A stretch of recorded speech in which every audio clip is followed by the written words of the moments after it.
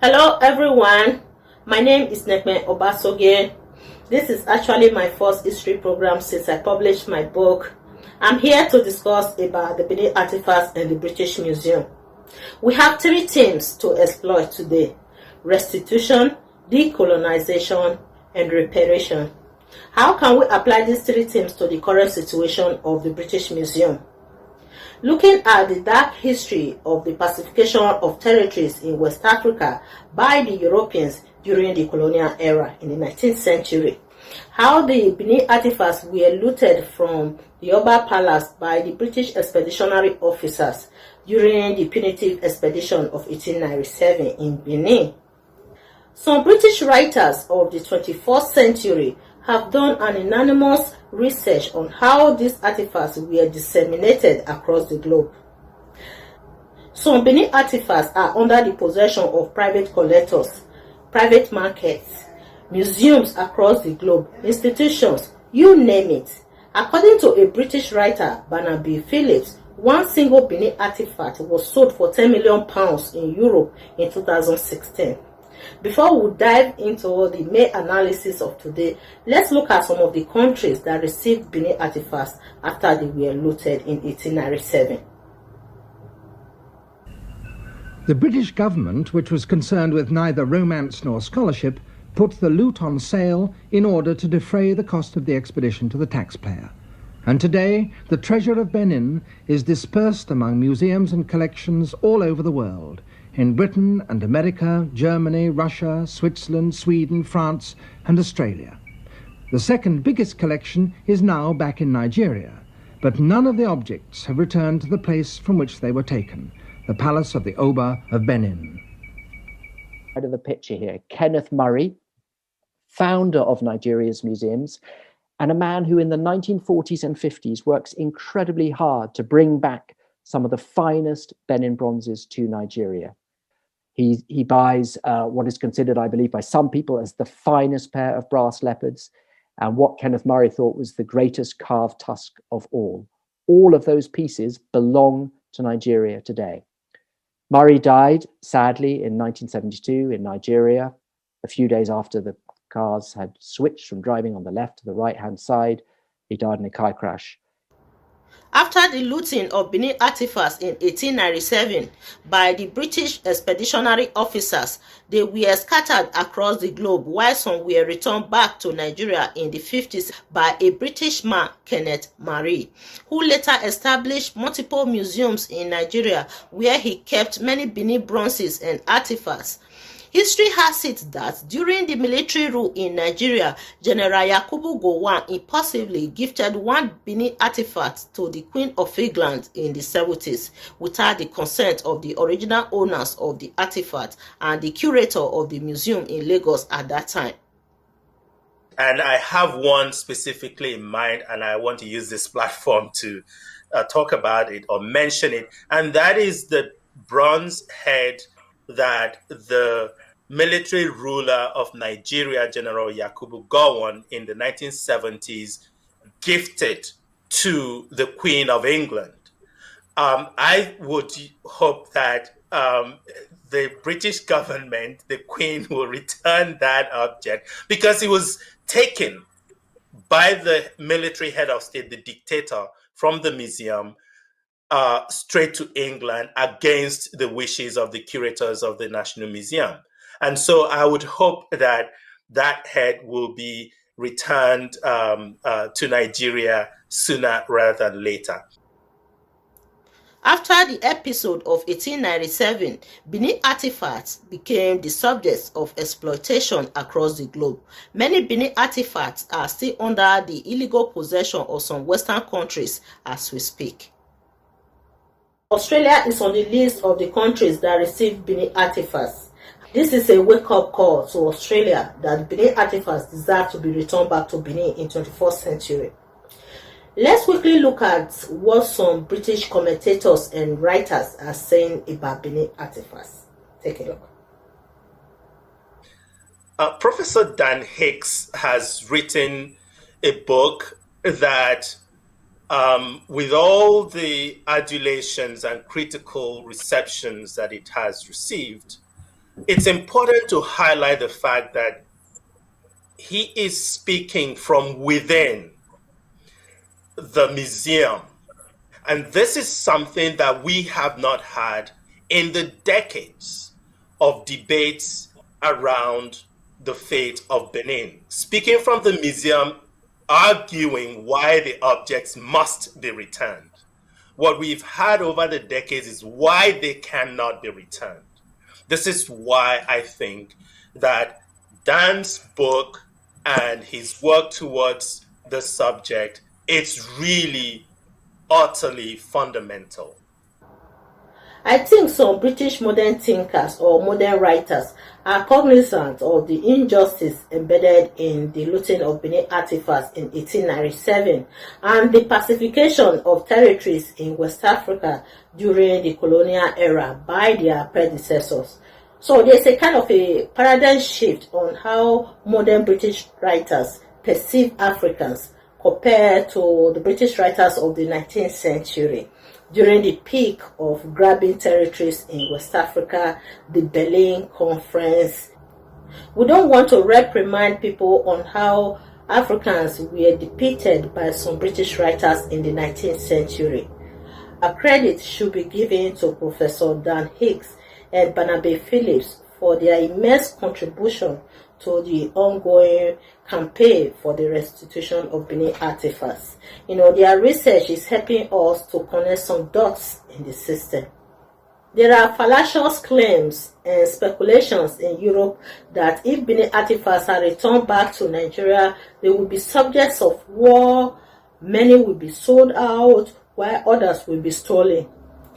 A third thing we hear is that the bronzes are unsafe in Nigeria.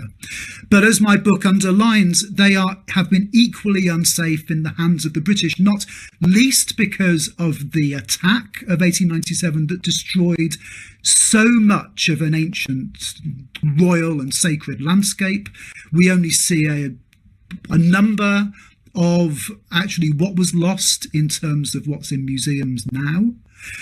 We hear that objects would be sold off. We hear that objects, if they were returned to Nigeria, would be unsafe. They would be subject to war or to theft. Well, in fact, so many of the museums, and in a lot of ways, in the case of the second of the Pitt Rivers collections, the most important of the Benin collections made after 1897, have been sold off here in the West.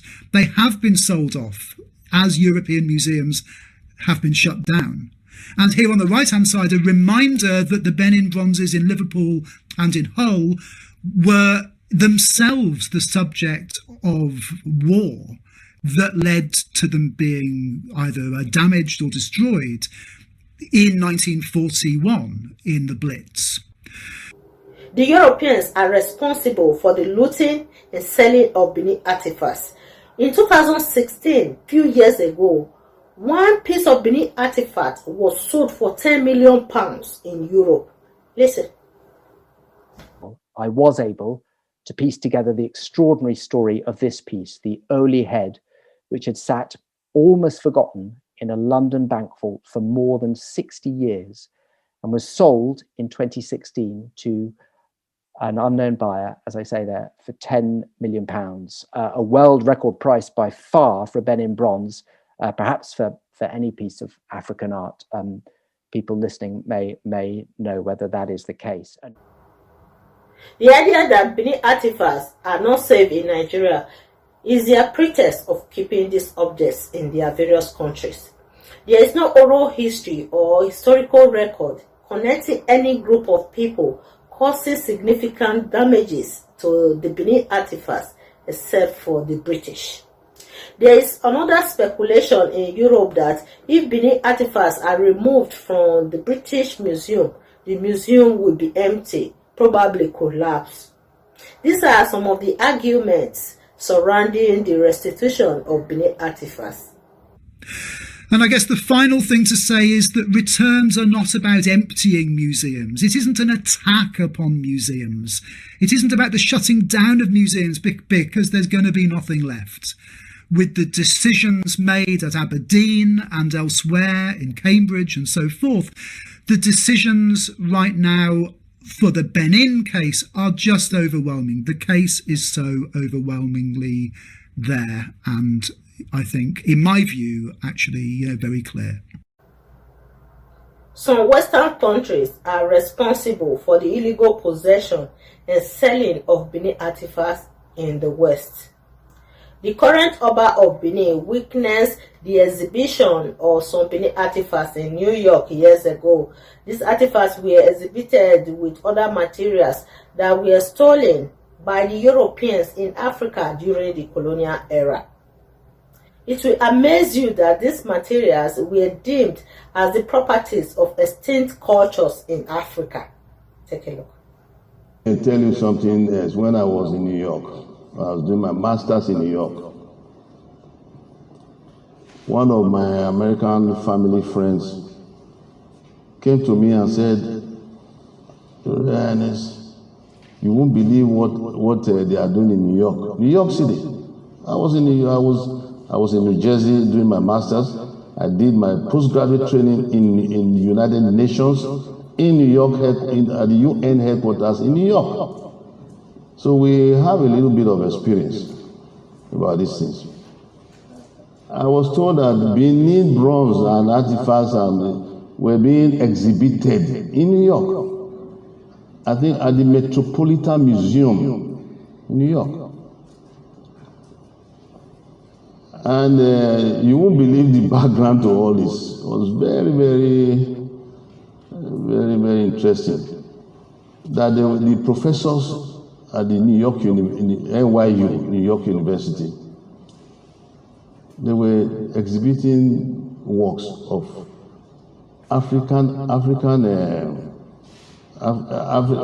arts of African people that were extinct.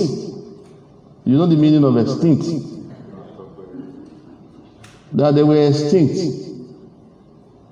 So my American family friend, said to the professor, who eventually came to Benin, that what do you mean by that was the criteria for their doing the exhibition.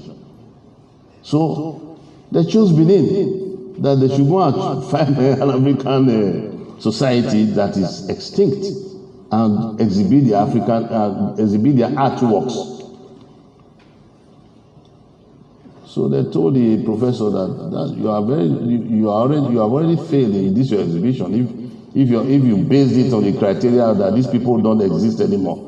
They are thriving and very much alive in their country, and the culture is still very viable, very, very viable.